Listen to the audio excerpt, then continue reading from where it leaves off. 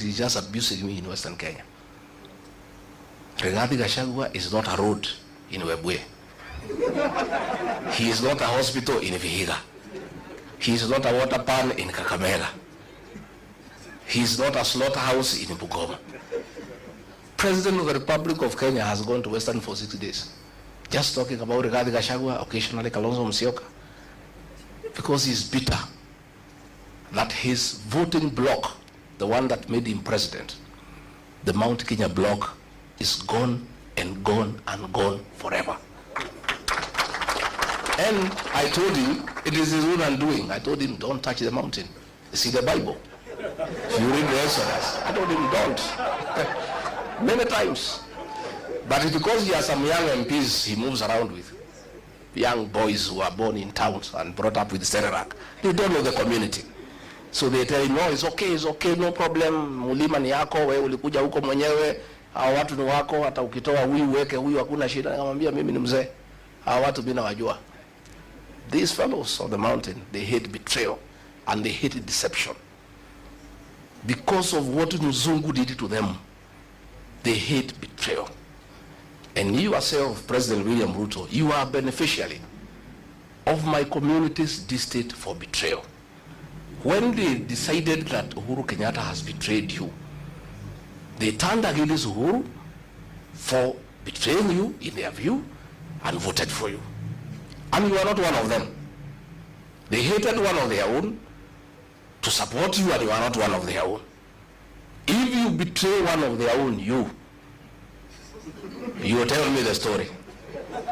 Today, as we speak, his messages of condolences are unwelcome in the mountain.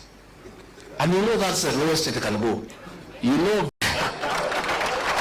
President William Ruto, hear it from here, Chui House. The same way Mulima ilisaidia wewe, it is possible tunaweza saidia hii watu ya Mlembe.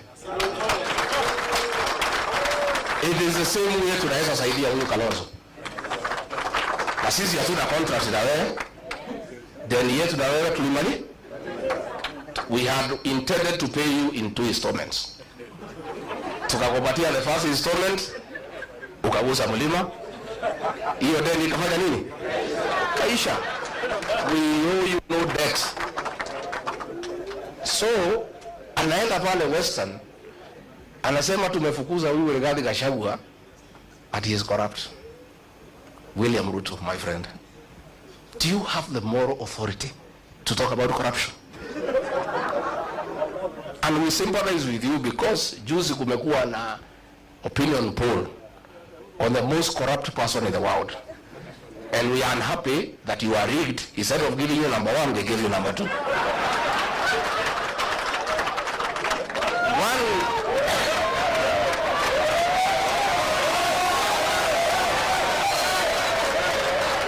Let me say, I want to say, let me say, President William Ruto could not agree me to stay in government because I could not agree to corruption. The State House of Nairobi is the real center of corrupt activities. And there are two, watu wawili, moja anaitwa Adil na mwingine anaitwa Jayesh. These are the conveyors of corruption in this country. Na ndio watu wenye she and sha. Ndio wale watu ya adani. Na hawa watu wakija kuona rais, hata ukiwa deputy president na minister, utamungoja hapo saa 5 akiongea na hiyo watu wakipanga hiyo mane. So Mr. President, be an honest man. Look for a mirror before you talk about corruption and look at yourself.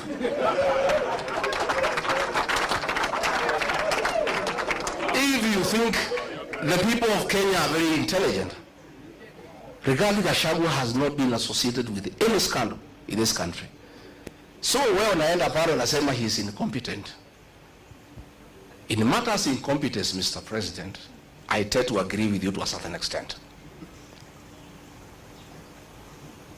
Serikali yako ni ya uongo, kutenga, kudanganya watu.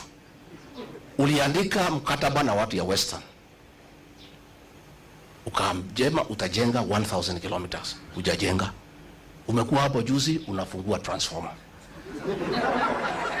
Wewe mimi nilitaka nikusaidie kudanganya wa Kenya.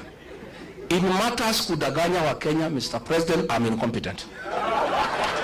Absolutely. I accept. Because hiyo alikuwa anataka tuende ku-launch barabara na anajua hakuna budget. Tukitoka Matinga inafanya nini? Sasa hiyo ndio kazi rais anataka nimsaidie. Ndio anasema huyu haelewi programu za serikali. Sasa kwenda kupeleka Matinga ukijua hakuna kazi inafanya, hiyo ni programu ya serikali. He was telling me to go and defend Adani. Tulikuwa na Eugene Wamalwa, huyu mheshimiwa, na Onyonga kwa mazishi Kitale. Huyu Onyonga akaamuka, akalima serikali mambo ya Adani, na mimi nakaa tu vale. I don't want to nod because I'm still in office. That Adani thing is the worst form of corruption in this country. So mimi nilipoamuka, I never responded. So one of the PAs ya mkubwa akanipigia simu. Mtu yuko huko, mtu ya 36. Wewe ni deputy president ya sangapi? Mala ya deputy president, you speak last. Dio ile maneno yote iko baya serikali ukanu. Kwa nini huyo Nyonga alilima serikali mambo ya Adani and you are not defending? Nikamwambia I cannot answer you. Tell your boss to call me. So president ananifikia, nimemwambia mimi siwezi. That thing is corruption. I cannot defend it, Mr. President. I cannot. That is why he is saying I was not defending government programs. Sasa corruption, is it a government program? So wanasema ati I'm incompetent. Hii mtu hakuna kitu anaelewa. Sasa kama serikali ni wizi tupu, sasa what is there to defend? Walinipeleka Senate ati nimekataa watu watolewe Nairobi River. Walinishitaki nimekataa watu wafukuzwe Marigiti Market. Those are things I could not do. Ukiangalia hii maneno ya affordable housing, it is the worst fraud against the people of Kenya. And it's good today I tell the country. And those are things he was telling me to go to TV to defend. I told him I will not. Mimi pia nikichwa ngumu. That housing, initially we believed in the president. That ni ya kuleta ajira, nini, maneno kizungu mingi, we looked okay. Until it came to my attention, it has nothing to do with housing. Ni biashara. Ya kwamba PS wa housing. Ukitaka kujenga affordable housing, you must go and sign a subcontract na kampuni ile tauza simiti na chuma na mabati. Na hiyo kampuni watu wale wakubwa zaidi Kenya wako ndani ya wapi? So this housing levy inatolewa kwa watu ya Kenya is to make sure these houses are going on. Ndio hao wauze simiti, wauze chuma, wauze mabati. That is what the president is accusing me of not understanding and being incompetent. Sasa mimi nauliza, na mimi nataka niseme, I want to assure the people of Kenya, this team I see here, and when I listen to the people of Kenya, because I listen a lot, once a new government is sworn in, that housing levy will have to be abolished so that we restore the dignity of the payslip. The dignity of the payslip. Wakenya wamehangaishwa zaidi. Na nimeona mpaka yule mkubwa ya wafanyikazi amekuwa ameingia kwa hiyo praise and worship team. Watu nakazwa mambo ya NSSF, mambo haongei. Kazi yake ni praise and worship. Those are the things sisi ambaye tumeshindwa kufanya. So finally ndio nimalize, because I wanted to tell the president, usidanganye wa Kenya. Useme ukweli, tulikosania corruption because wewe ndio unaeneza corruption na watu yako. Na it is impossible to make any progress in this country unless we sort out this country in terms of leadership. We'll sink lower and lower. Finally niambie watu ya Western, because mimi naona huyo jamaa amekwama hapo kwenu. Nyinyi mko na bahati that we are here to advise you. Alienda kwenu siku 6. Kwetu he was there 6 days out of 7 every week. Hakuna kanisa hajaingia. Hakuna barabara hajui kwa jina. Hakuna soko hajui kwa jina. And you would memorize, we are very impressed. Anataja barabara, Wakikuyu wanasema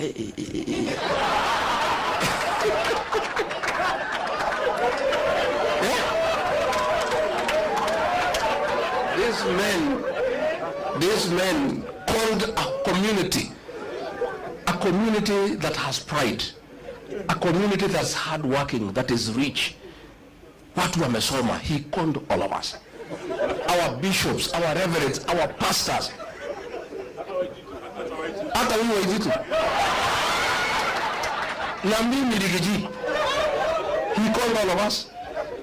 Alikuwa anakuja kuangalia osho. Sasa amekuja kwenu Musangalele, Mumalamu. That is the same script. Nyinyi mkikubali mtalia vile watu wa mlima wanalia. All this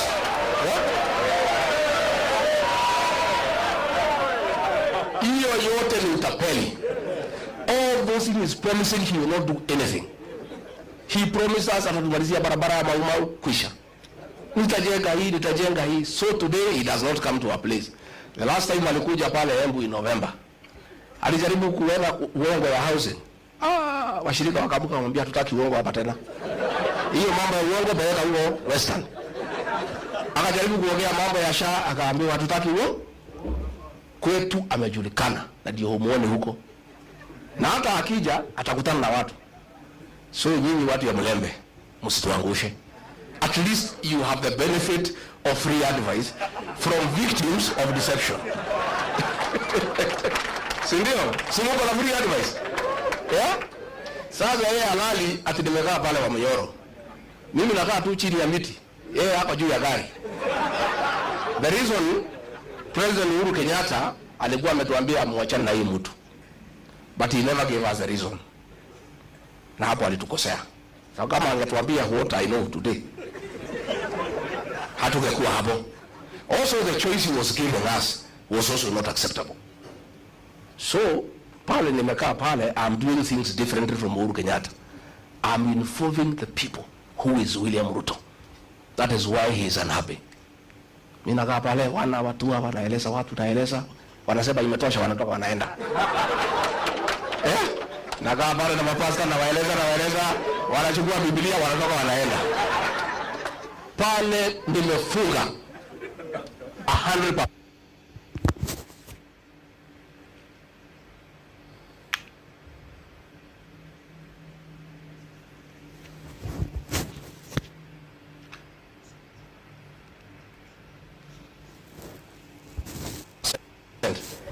Hata kupata agents, hatapata agents ya kusimulia kura yake. So nyinyi viongozi wetu, tafadhali naomba pia Eugene Wamalwa and your team, and then unite the Mlembe nation. Don't agree to be divided. Mimi alitaka kugawanya mlima east and west, nikamkataza. Akajaribu kugawanya counties, nikamkataza. Don't allow it. Mlembe nation, you have 5 million votes, nendeni muunganishe. Stephen Kalonzo Musyoka pale Lower Eastern 4 million, nenda uunganishe. Mimi pale sasa ilikuwa 6, nataka nisukume mpaka 8. Sasa Matiang'i waende wasukume pale 2 million. Sasa tukifikisha 15 tuketi. Si ndio? Si tutaketi? And we must not let the people of Kenya down. They were asking, wewe, wananiambia wewe Rigathi, tenda tafuta marafiki. Kama huyu mtu ametuumiza namna hii first term, kwa bahati mbaya akirudi second term, tutakuwa tunavaa vinyasa. Sasa nyinyi tafuta marafiki, mtafute formula. Na tutaki kujua ni nani. Mkuje mtuambie formula ni? So we shall be selfless. As a team, we shall be selfless.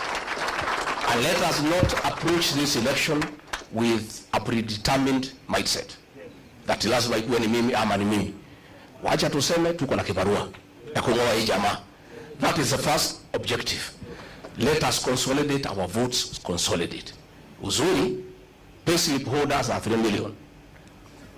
Na every payslip holder has a minimum influence of 2 people. Those are 9 million people who have a personal issue with William Ruto. Sasa ongeza Gen Z. Maneno inaisha. So, and I want to, as I sit down, I want to ask our Gen Zs, please, you are doing a very good job, our sons and daughters, on the social media, keeping this guy in check. Continue. But that is not enough. You must take IDs and register as voters. Because the final transformation of this country will happen on the ballot box. Not on a smartphone. The smartphone will create the awareness and create the necessary mood and mobilize people. But the actual transformation of getting the right leadership will happen on the ballot. So we want to ask the Gen Zs and the millennials, please take IDs, register as voters, and continue what you are doing on the smartphone. Now you are doing a good job. Huyu jamaa halali. Even if he was accusing me ati mimi ndio naongoza Gen Z. Nikamwambia president, that's a good wish. If I'm the leader of Gen Z, I'm a very strong leader in this country. Because it's a serious force. So leaders, hawa niwapongeze. This journey is not for the cowards and the faint-hearted. This man is angry and therefore dangerous. I must tell you. Alituma watu Limuru, walitaka waniue. Mungu akanisaidia. Siku ingine ametuma askari anitupie tear gas huko Shamata. Siku ingine ametuma criminal gang kuumiza bibi yangu. What he must know is that some of us, and he knows us well, of course he is forgetting. When the 4th administration was against him and persecuting us, we stood with him and never feared. Sisi si watu ya kuziwa uoga, hata tukiuziwa hatuna pesa ya kununua. But I want to tell these leaders, you must be steadfast. You must be on the right side of history. And with these 2 great leaders, and Matiang'i and the others who come on board, we'll work together. Na tutasaidiana. We'll continue consulting, tutatembeleana. Hivi karibuni, we are also going to unveil our movement. And it's a serious movement. And it's a national movement, but the home of the mountain. Just like every party has a certain home. It's a national party, but with a home. Watu ya mlima wamesema sisi tulienda harusi na gari ya mtu mwingine. Kufika kwa mtu tukaambiwa tushuke. Sasa tunatafuta gari yetu ya kwenda harusi. Sasa kila iko magari hapa. Sasa tutakutana kwa harusi, Mercedes iko, Range Rover iko, magari imejaa wapi? Pale. This UDA, when I make my announcement in another few weeks, will be a shell. It will be a shell. There will be nothing. Ulifukuza sisi, tumetoka na watu wetu wote. Nobody, even people are impatient. If you know the pressure I am under to announce the vehicle, I am not sleeping. People are impatient. They don't want to see anything yellow. You know? So, sisi tutauda gari yetu. Na itakuwa ni gari kubwa ni ya Wakenya wote. Na tunataka tuungane pamoja na hao wengine tupange Kenya. And we mean well for this country. Na mtu asikuambia ati sisi ni wakabila kwa sababu tunaunganisha nyumbani. You would be stupid to go to the national table before you organize your house. Lazima kila mtu apange nyumba ya. Alafu ndio tuketi kwa meza ya Kenya, si ndio? So we must all organize our houses so that tutengeneze nyumba hii, tutengeneze hii, tutengeneze hii, tutengeneze hii. Yeye is bitter kwa sababu hii yangu alikuwa nafikiria ni yake. Sasa amejua si yake. Sasa ako na machungu. Na there is nothing we can do. Hatuwezi msaidia, pole. Wewe omba Mwenyezi Mungu huyu mzee aende EU kama he can give you his base. I don't know whether loyalty is transferable. Whatever he can give you, you see what to do with it. Hii ya Western naona kama imeenda, Ukabani imeenda, ya Kisii imeenda. Sasa pale kwake tutapambana. Hata sisi tutakuwa hapo. Baba akienda ile tabaki pale, tutangangania na wewe. Si tutangangania. Kwa sababu hata there are some guys who came to see me from Siaya. Wanasema, they came to my house. Wanasema, sikia, Tukiji, sisi, our loyalty is not transferable. Sisi ni watu ya baba. akishaenda AU tuko free. Na sisi vile tunaona yeye ni mtu ya kusema ukweli, tunaweza elewa. So even that Nyanza baba akienda will be there also, because there are also people who want to join the rest of Kenya. So mimi nimefurahi sana, and thank you very much, na tumeshukuru. DAP Kenya continue consolidating until Governor Natembeya asiuziwe uoga, na hata akiuziwa asinunue. You know they were saying that when they impeach me at I am finished at 2 weeks, alidanganywa na vijana hapo hii ya town. Hii mlima, they have no use for any leader who is not having a position. Tukitoa huyu wanawachana naye, wanachukua yule mpya. Sasa kila siku wanaongea juu yangu, na bado wacha tuweke gari tuungane na hao viongozi and then tutembee. Na mwaka hii ya 25 ndio ya kujipanga. 26 ni si ndio? Hii 25 tupangapange and we'll agree so that we have enough members of parliament. We'll sit down so that we don't compete against each other. Kama hii Nairobi we have 17 constituencies. Nilikuwa nafanya hesabu, naona between this team we can take 15 out of 17. Hii gavana ya Nairobi tutachukua asubuhi mapema. Within this team here, we just sit down and do proper arithmetic. Nakuru, everywhere, Mombasa, we'll sit down so that we don't fight against each other. Tutapangana vizuri, ndio tuone maisha itakaa namna gani. Otherwise, I want to say thank you very much. May God bless you. Mtasalimiana.